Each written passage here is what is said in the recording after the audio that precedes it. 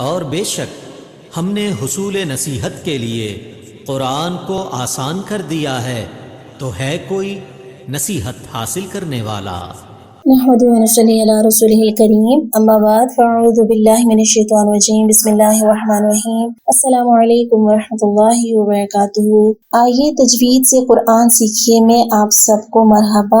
امید کرتی ہوں آپ سب خیریت سے ہوں گے۔ اللہ تعالیٰ آپ کو صحت اور ایمان کی بلندیاں عطا فرمائے، آپ کی طرح پڑھنے والے ہر شر کو خیر میں بدل دیں، اور اللہ تعالیٰ ہمیں ہماری ذات کے شر سے دوسروں کو محفوظ فرمائے، آمین یا رب العالمین۔ تو ساتھیوں، ہم دیکھ رہے تھے کہ دنیاوی زندگی میں قرآن پاک کس طرح سے ہمارے لیے رحمت ثابت ہوتا ہے۔ تو ہم دیکھتے ہیں کہ قرآن پاک کے ذریعے ہی رزق کی فراوانی ہوتی ہے۔ ارشاد باری تعالیٰ ہے کہ اگر انہوں نے تورات، انجیل اور ان کے رب کی طرف سے جو بھی تعلیمات ان پر نازل کی گئی کو قائم کیا ہوتا تو ان پر اوپر سے بھی رزق برستا اور نیچے سے بھی ابل پڑتا۔ سبحان اللہ، سبحان اللہ۔ سورۃ المائدہ آیت نمبر 66۔ تو ساتھیوں، یہاں سے ہمیں کیا بات پتہ چلتی ہے کہ اگر اللہ کی طرف سے نازل کردہ تعلیمات پر عمل کرتے تو رزق اوپر سے بھی برستا اور نیچے سے بھی ابل پڑتا۔ تو یہاں سے ہمارے لیے سبق کی بات ہے کہ اگر ہم بھی قرآن پاک اس کی تعلیمات پر عمل کریں گے، اس کو قائم کریں گے، تو اللہ تعالیٰ ہمارے لیے رزق کی فراوانی کریں گے۔ اس کے علاوہ ہم دیکھتے ہیں کہ سیاسی عروج اور غلبہ اگر کسی کو چاہیے تو وہ بھی قرآن پاک کے ساتھ ہی ہے۔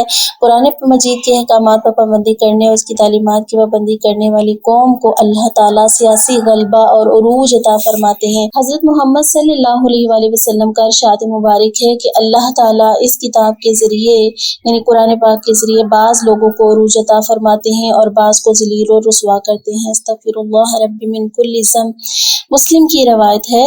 تو دیکھ لیں کہ اگر دنیا میں بھی کامیابی جو ہے اسی قرآن پاک کے ساتھ ہی جڑی ہے، اور آخرت کی کامیابی بھی اسی قرآن پاک کے ساتھ ہی ہے۔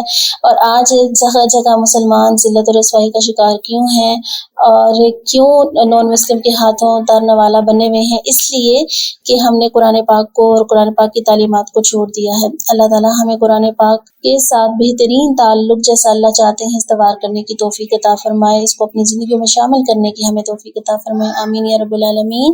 آتے ہیں اپنے لیسن کی طرف، سورۃ البقرہ۔ تو ساتھیوں، آج ہم پڑھنے جا رہے ہیں پہلا پارہ سورۃ البقرہ، آیت نمبر 66 نکال لیجئے۔ اعوذ باللہ من الشیطان الرجیم، بسم اللہ الرحمن الرحیم۔ فجعلناها عین کی ساؤنڈ وسط حلق، ہا عین دونوں ایک جگہ پہ رہتے ہیں۔ نکالا لما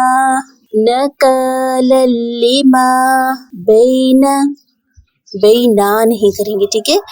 بینا یدیہا وما خلفہا، وما نہیں ہوگا، ٹھیک ہے؟ منہ کے ذریعے آواز باہر نکالیں گے، نہ کے سے نہیں۔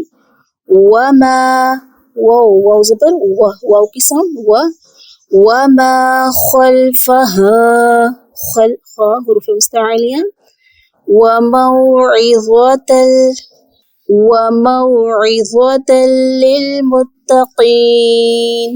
للمتقین، قاف حروف مستعلیہ، حروف مستعلیہ۔ حروف مستعلیہ کا دھیان رکھیں گے، قرآن پاک کی خوبصورتی کے لیے بہت زیادہ ضروری ہے کہ آپ حروف مستعلیہ خصوص دوقتن قیس کا دھیان رکھتے ہوئے قرآن پاک کو پڑھیں۔ وَمَوْعِظَةً لِّلْمُتَّقِينَ۔ ایک بار پھر اس کو دیکھ لیتے ہیں۔ بسم اللہ الرحمن الرحیم، فَجَعَلْنَاهَا نَكَالًا لِّمَا بَيْنَ يَدَيْهَا وَمَا خَلْفَهَا وَمَوْعِظَةً لِّلْمُتَّقِينَ۔ تو ساتھیو، یہ ہے آج کا لیسن آپ کا، اس کو بار بار سنیں، بار بار دہرائیں، پڑھیں۔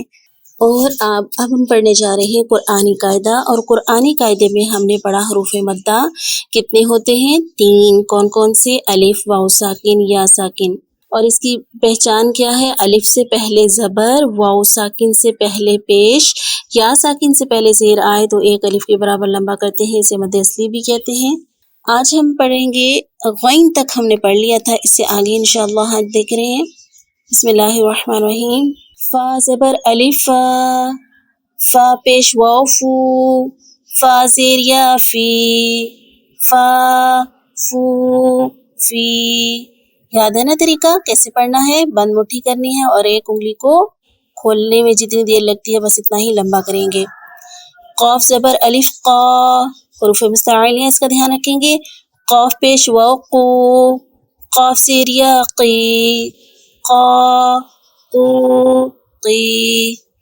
کاف زبر الف کا، کاف پیش واو کو، کاف زیر یا کی، کا کو کی. نقطے والے کاف اور کش والے کاف کا فرق کرنا ہے. لام زبر الف لا، لام پیش واو لو، لام زیر یا لی، لا لو لی. میم زبر الف ما، میم پیش واو مو، میم زیر یا می، ما مو می. ساتھ ساتھ دہرائیے. نون زبر الف نا، نون پیش واو نو، نون زیر یا نی، نا نو نی. واو زبر الف وا، واو پیش واو وو، واو زیر یا وی، وا وو وی. ہا زبر الف ہا، ہا پیش واو ہو، ہا زیر یا ہی، ہا ہو ہی.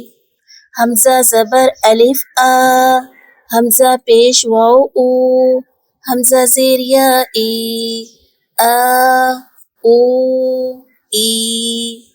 یا زبر الف یا، یا پیش واو جو، یا زیر یا جی، یا جو جی. ٹھیک ہے. اور جس طریقے سے آپ کو بتایا گیا ہے بند مٹھی کر کے بس اتنا ہی لمبا کرنا ہے اور زیادہ لمبا نہیں کرنا. بعض اوقات جب ہم لمبا کرنے لگتے ہیں مدھیستی کو تو پھر ہم کیا کرتے ہیں، یا تو زیادہ لمبا کر دیتے ہیں ایک الف سے یا پھر ایک الف سے کام ہوتا ہے. بس آپ نے اندازہ رکھنا ہے کہ ایک الف جتنا ہی لمبا ہوگا انشاءاللہ. ٹھیک ہے. تو یہ حروف مدہ ہمارے الحمدللہ آج کی تختی ہماری کمپلیٹ ہوتی ہے. جزاکم اللہ خیر. اپنا بہت سارا خیال رکھیں، اپنوں کا خیال رکھیں. سبحانک اللہم و بحمدک نشہد ان لا الہ الا انت نستغفرک و نتوب الیک. السلام علیکم ورحمۃ اللہ وبرکاتہ.